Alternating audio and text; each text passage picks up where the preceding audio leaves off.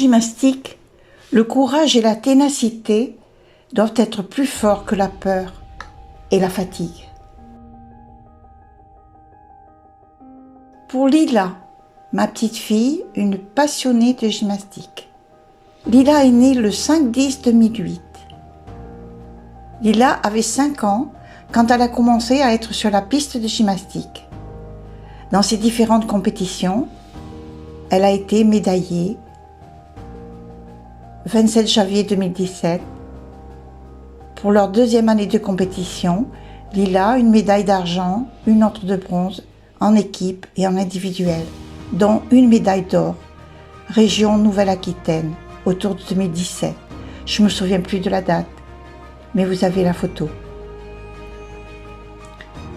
Des échecs vont apparaître.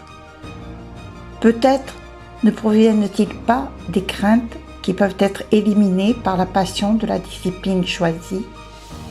Mais d'autres échecs ont apparu indépendamment de sa volonté. Aussi, la pandémie, le confinement, le masque, l'injection, les tests PCR, une fois tous les 2 ou 3 jours, etc., etc. Tout cela pour continuer sa véritable passion. Lila se transforme, se perfectionne, elle aime, c'est une perfectionniste.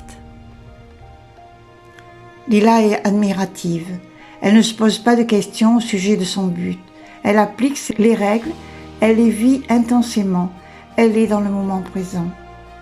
Quand vous la regardez sur la piste, elle est aux anges de faire ces exercices qui parfois sont difficiles à accomplir, mais le fait en toute sécurité, souplesse, force, élégance et légèreté.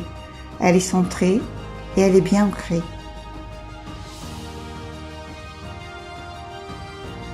Lila s'entraîne chez elle, ou en tout cas a toujours les jambes en l'air ou contorsionnées.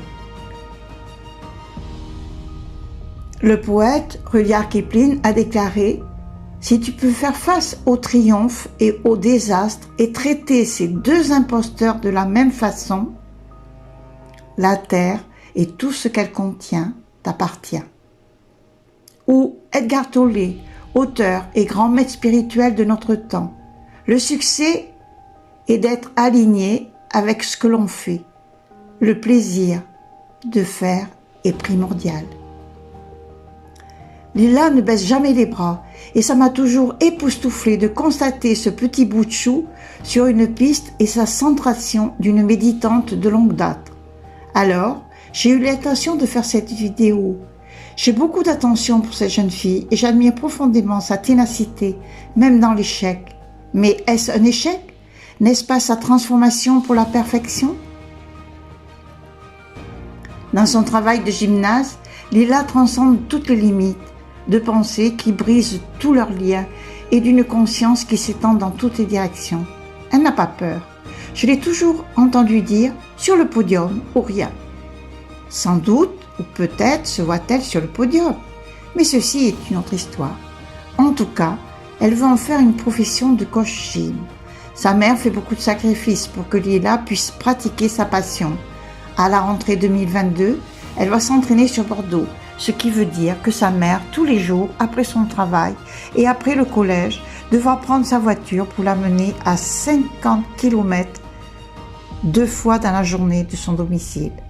Nous lui souhaitons plein d'amour, de réussite dans les pensées de paix, de joie, d'acceptation et d'une volonté d'acier dans les réussites que Lila se trace.